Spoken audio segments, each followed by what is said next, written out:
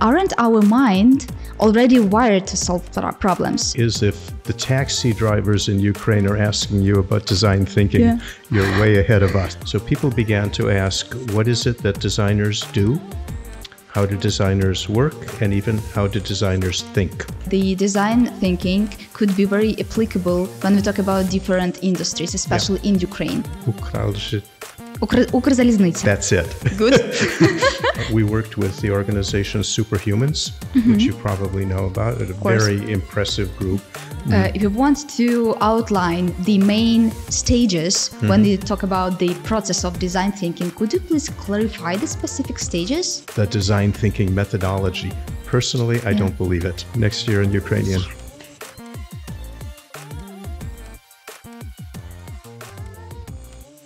Ми продовжуємо наш сьогоднішній марафон з UCU Business School, and now I'll switch into English language because I'm super excited that I have my next guest, and it's Barry Katz. Barry Katz is a design and innovation expert from Stanford University. He has shaped design thinking as a strategic tool. As a visiting teacher at the UCU Business School, he shares his expertise in design, creativity, and innovation. Hello, Barry, once again, and thanks for joining us. I'm delighted to be here. I only wish I could be speaking Ukrainian. I think it's going to be okay. And I think that maybe in the future, next time, we will talk in Ukrainian a little bit. It's a deal. Deal. Okay, good. So usually I would say that I improvise with icebreaker, but today it's like the perfect one found me because the taxi driver asked me where I was going, and I said like, I'm going to have the conversation about design thinking. And he said like, well, I've heard of it, but isn't actually thinking already designed? So you know what I mean. And after that, I was thinking about, aren't our mind already wired to solve problems? So Barry, my question is, what exactly design thinking is, and how does it take problem solving beyond what our brains already do naturally? Oh, good. Yeah. Well, the first thing I would have to say is if the taxi drivers in Ukraine are asking you about design thinking, you're way ahead of us. So, this impresses me very much. Design thinking is in some respects very new, and in some respects it's been building for a long time.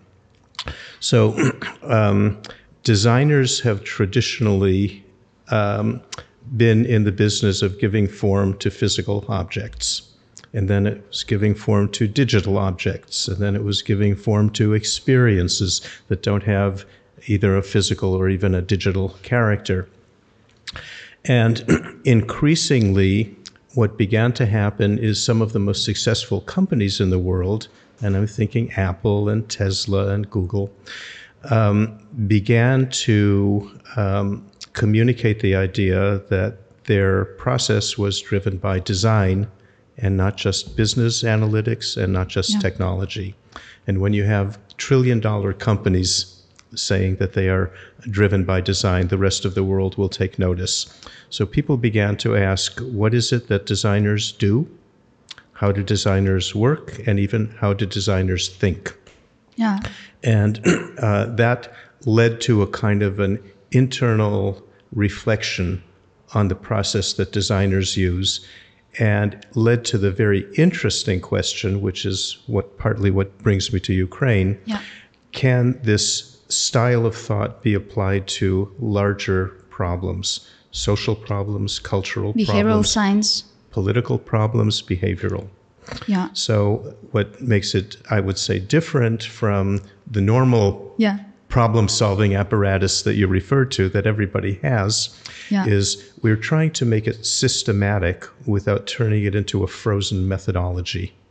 And right now I'm a bit concerned that the popularity of design thinking has caused it to become a little bit too formalized and too ritualized and not flexible enough.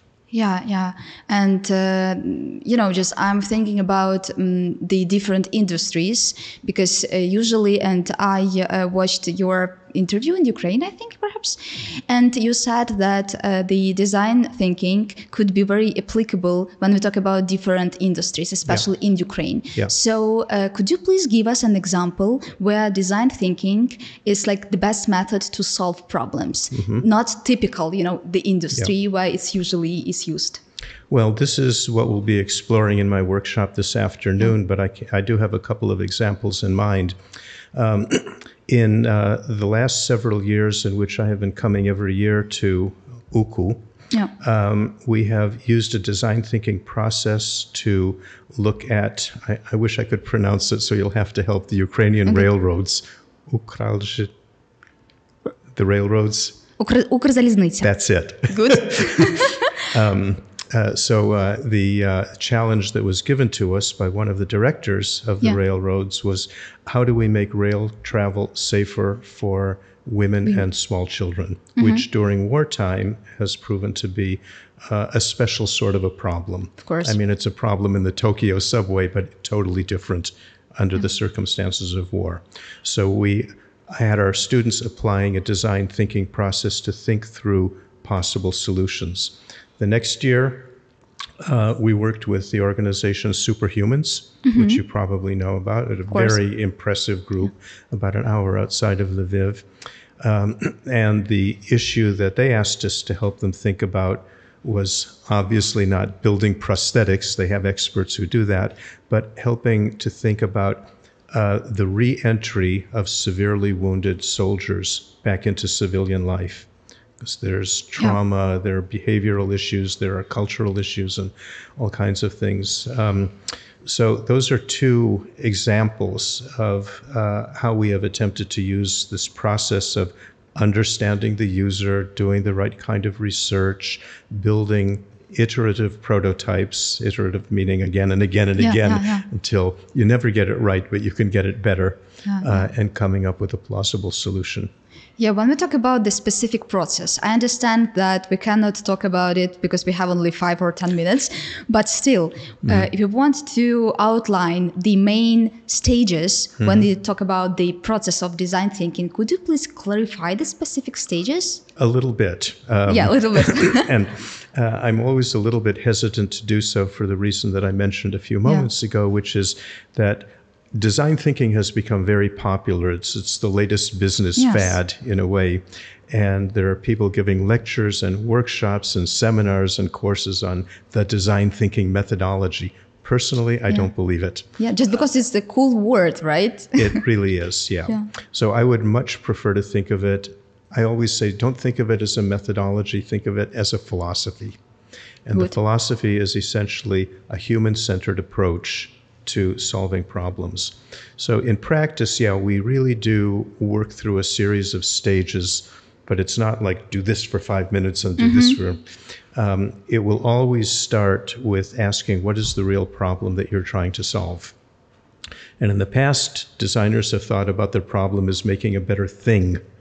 And what I've been trying to argue is, don't think of a thing. That's a noun. Think of a verb. And the question could be rephrased, what would be a better way to achieve the objective that you want? Yeah. And I could give you lots of examples of what I mean by that.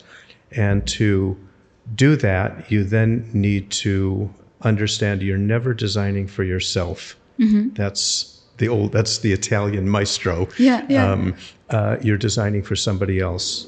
And to do that properly, you have to understand who that person is or that group.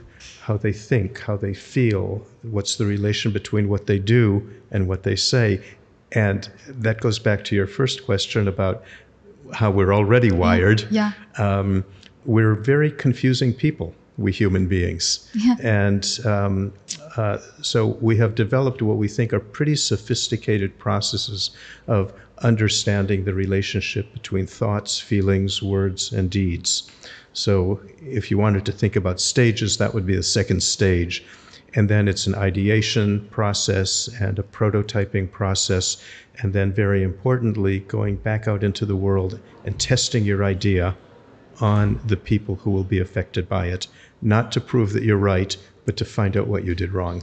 and make it better. Thank you so much. I think it's a very good outline, because you have to start from the question, first of all, as you said, because usually people just think like, well, design thinking, this is something cool. I will just think about something and create something without any interaction with the target audience. Sorry for using this terminology, because I'm from communication. So for me, I think this is also the big room for collaboration between marketers, public relations managers, politicians, and design thinkers, but as a specialist, not just people who want to push this topic, right? Okay, You're talking like a design thinker. Really? Oh, nice. Thank you so much. And unfortunately, okay, we have to move on. Speaking about Ukraine. Yes. First of all, my question is maybe very typical, but still, I know that each time you have absolutely different answer for it. So what unique challenges and opportunities do you see for innovation in Ukraine, even now, today, right? Yeah. Some very positive ones and some very negative ones, because I mean, that's the reality of war, of course. And they are merged. So the challenges of reconstruction, the challenges of recovery, and the challenge of, I would almost call it renewal. And what I mean by the first reconstruction is very physical. The challenges of, I've seen statistics on the number of buildings that have been damaged or destroyed. And on and on. So that is very physical. That's reconstruction. Recovery is a more social process. And that is a country emerging from war will have to deal with traumas of every sort. And then finally, renewal. And this is, in a way, the most exciting part of it. So if we have the physical reconstruction part, the social dimension, recovery, renewal it's almost a spiritual process. And I don't use that word lightly, but Ukraine, I believe, has an opportunity to reinvent itself. Yeah. This is a really big thought, and rather presumptuous of me as an outsider to say it, but it's what I've come to believe from the 4 years that I've been coming here since the full-scale invasion began. In a crisis, you're forced to look inward, and that introspection could lead to a greater clarity on what it means to be a Ukrainian, what Ukraine means as a country, what is the relationship, this is an important one, between Ukrainians in the country and the, 6 million Ukrainians living outside the country. I've sometimes referred to it as a hybrid nation, in which, sort of like Israel, where there are a whole lot of people in Israel and then a whole lot of Jews everywhere else. There are many, if not most, of the Ukrainians living outside the country. They'll probably not come back. I mean, some of them were born in the U.S. or Argentina or Australia, or found a job, or they have kids in schools, who don't even speak Ukrainian. And so building on the almost unique opportunities to merge those two populations, I think that's a tremendously exciting opportunity. And when I hear people lament that it's a tragedy that so many people are gone, it is what it is. Yes. The biggest challenge we all have is to turn our biggest obstacles into our biggest opportunities. Yeah. Thank you so much. Thank you so much for this answer, because it's very, motivating, and I think we need to think about it. And this is like the task, and we can use design thinking for solving this problem, right? I hope so. My only qualification is I feel rather awkward as an outsider telling Ukrainians what they can and shouldn't do.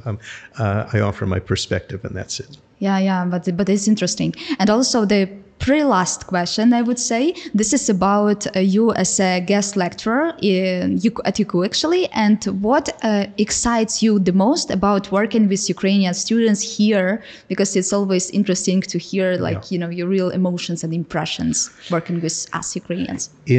So I have mostly been dealing with EMBA people, executive MBA, so they are adults, they are founders and CEOs of their own companies in many cases. I have found them extraordinarily receptive to new ideas and new ways of thinking. So There is a kind of a confidence that people have, which I admire and appreciate. And you don't always see that combination of people who are confident in who they are and at the same time open to something new. It's usually one or the other. And without wishing to sound too romantic or too idealistic, that's been my impression of the 3 years that I have been able to teach at UCU. That's nice. Thank you so much for sharing this. And now I have a Blitz for you, only 3 questions, and that's all. That's all you have to go. First of all, the question is one book on innovation or creativity that everyone should read. One book. Yeah. Well, of course, I want to suggest my own. Yeah. It was my idea, and so it's very kind of you. Among my own writings, there is a history of the design profession in Silicon Valley called "Make It New," title from it, the poet Ezra Pound. And I actually like that book because it's not intended to be a history of objects designed in Silicon Valley, but a history of the manner in which design came to play a very critical role in the innovation ecosystem. Good. So I will suggest that one. Good, well received. If you could redesign anything in the world, what would it be? American politics. Good. And the last one, what's more important, great idea or great execution? Yes. Thank you so much. Thank you very, unfortunately, we had only 10 or 30 minutes. But again, I think that it was a fantastic conversation and very inspiring. And next time, we have to talk more and longer and a little bit Ukrainian. I'm disappointed that I didn't get to hear all of your questions. And so I look forward to coming back. Thank you very much, Christina. We will be waiting for you on Radio Skovoroda all the time. Next year in Ukrainian.